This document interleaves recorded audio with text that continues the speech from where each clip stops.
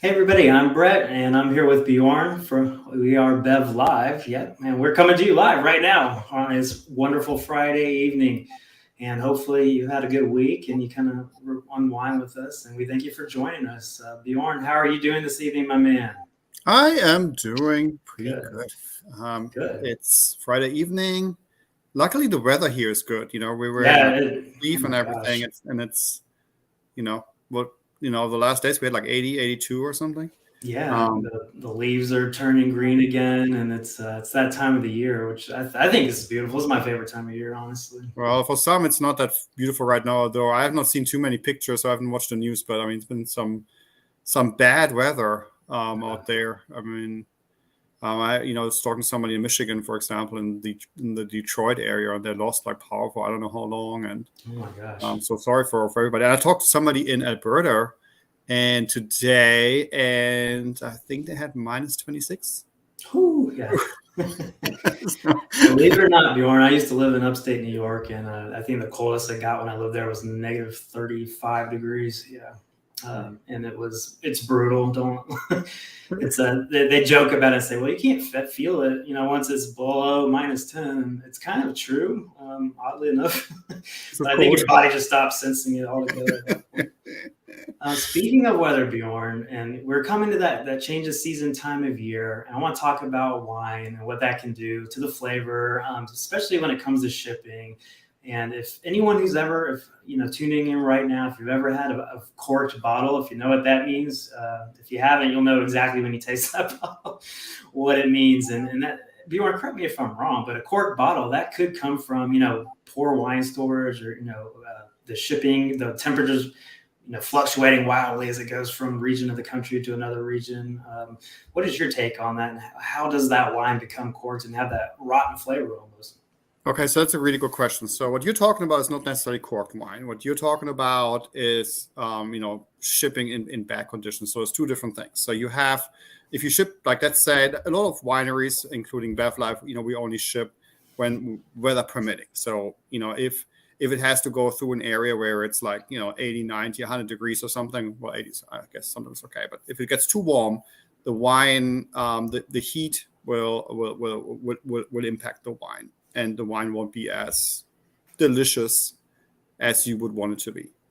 So don't ship wine. Don't let it sit in like the hottest part of the house. What we always tell people is like, if you put wine a little bit away, keep it in an area that's not exposed to sunlight, and keep it in an area that's probably the coolest part of the house. And when it comes to corked wine, that's actually something different. So corked wine is an issue actually, a bacterial issue, Okay. with the cork itself. So basically, the wine, there's certain bacteria building up on the cork. The wine touches that cork, that those bacteria get into the wine, and then you get that kind of like the fruit disappears. It's kind of like a musty kind of smell sometimes, or when Oh, you drink it, it leaves somewhat like that bitter kind of taste to it. So that's a cork. That's a cork. But both are kind of like part of the same family, I guess. It's like part of the family of not enjoying the wine that you should be enjoying. At least that's the way they were envisioning it at the winery.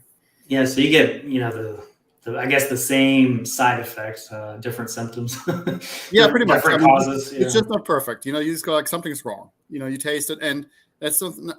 One thing too is a lot of people who don't know what it means if a wine has been cooked or not stored right, or if a wine is contaminated through Yeah. cork issues. They don't know why the wine doesn't taste good. So they go out and taste the wine and go like, I'm never going to buy this again. This is the Right. worst Yeah, that's what I would think. world. If you're a new beginner to the maybe wine drinking or just that brand, and you think that's what it's supposed to taste like, that's a disservice to the customer. Yeah, maybe it takes if you don't know much about wine and it just tastes really, really odd and weird and wrong, it may most likely not be the wine itself. There may be just Mm. something wrong with it. You may not know what it is. It could be, like you say, there's different ways to kind of ruin a wine. Um, but take it back if you can, and try it again. Maybe they may just swap out the bottle or something, or contact us at Bath Life if there's an issue. We will take good care of you. Absolutely. And you kind of talk about temperature differences, don't keep it in the hottest part. So I'm, going out on a limb here. That's why they call them wine cellars, right? They're underground. Right. Keep them at 55 degrees. 55 degrees, if you have something, most people don't have that. But if you do have the opportunity to purchase something to keep your wines at a nice temperature, 55 degrees is the go-to temperature. Oh. So even like if you have a red wine that's usually served more toward that room temperature, not super chilled or anything, it's still a good idea to keep that at that 55 degrees and maybe like a wine fridge, you'd say. Yeah, keep it in a wine fridge, and then warm up that wine. Not warm it up. I mean, I don't do anything to it, but keep it out for a little bit. Don't microwave it. Drink that wine depending on what it is, like a little over somewhere between 60 and 65 degrees. So that's another thing is, temperature in drinking wine. Most people, they hear room temperature for red wine. Room temperature is like a term everybody has heard of. It's like how should I drink my red wine? Room temperature. But room temperature is a term that originated in France like 100-something years ago. Oh. And 100-something years ago in France, it was not 78 degrees in the house. No. So, especially us living in the South. And so, when we drink red wine, we always give it a chill. If it's not in a wine fridge or anything, we put it in the fridge for a little bit, and make sure it goes down to the 60s. Don't drink your wine at room temperature if your house is not under 70 degrees, which it probably isn't. So what we do with temperature is for red wine, we put it in the fridge for a little bit, and for white wine, we take it out of the fridge for a little bit because it's too cold. That makes sense. So that makes me think about a point, storing wine, right? And I think I want to clear, now that we talked about what the corking means and, our viewers have got that education now. One of the misconceptions, that I've heard is which way is better to store the bottle? Should it be vertical? Should it be horizontal? And I've seen it, I'll admit it, I've seen different wine cellars do it different ways.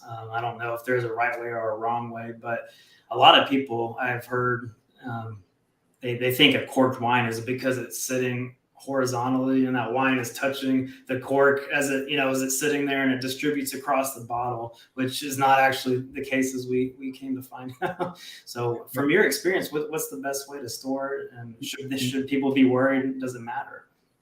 Well, I mean, it depends on how you define storing. If you have your wine for a few weeks at home, I wouldn't worry. Yeah, if I'm the average person, maybe I have 5 or 6 bottles on hand on any given day. Don't worry about it. Just put it on your shelf or put it out like wherever you want to put it in the kitchen or whatever. I wouldn't worry about it. Okay. But when it comes to people who just put wine away for some time, let's say you buy that special case, at your daughter's birth or something, and you want to, celebrate certain milestones of your children, or you do that for work or whatever it may be. You have that special case. Sure. Don't just leave the wine in the case. The thing is, the cork will, if it's not exposed to moisture, will get dry. It will get, it needs to have that wine to keep it moist, so to speak. Not really moist, but there needs to be some wine touching it. This is where you lay it down. The cork and wine touch each other so that the cork stays wet. And that way the cork will stay the way it should be. So when you put it away for an extended period of time, most likely that cork will be fine. If you have it standing up though, and sometimes you have that issue when you buy big bottles like Magnums and whatever else, it's kind of hard to lay it down. So you want to be careful there. The cork just may get too dry. And then when you open it after a few years or something, the cork kind of pretty much you put your corkscrew in it and it may pretty much fall apart because it's just that dry.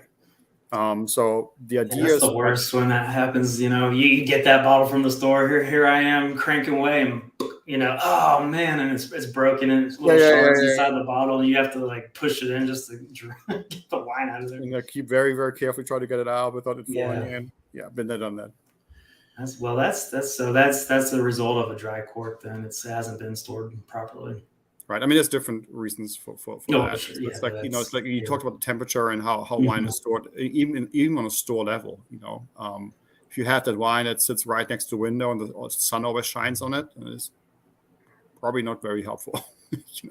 Yeah, I've always wondered that too, because sometimes if you're just some of these wine stores, they have such a big selection. Surely not every bottle can get sold quickly. So I'm rummaging through the selection, wondering how long has some of these bottles been here? Is there a shelf life for them, or will they just sit until someone buys them? If it's especially like a smaller, more boutique retailer, how would that work?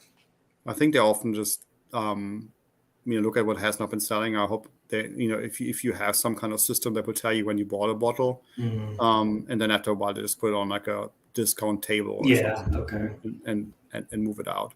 But in the office is a shelf life. I mean, depending on the quality. I mean, some wine just keeps getting better, and there is other wine out there, $10 or less, that after a couple of years would probably be more useful in the kitchen to cook with, other than drinking it.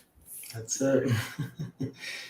Well, Bjoern, I think that's coming to our end of our time here for this evening, and I appreciate you sharing all that information with us about how to store wine and what cork means and how to keep our bottles as fresh as possible.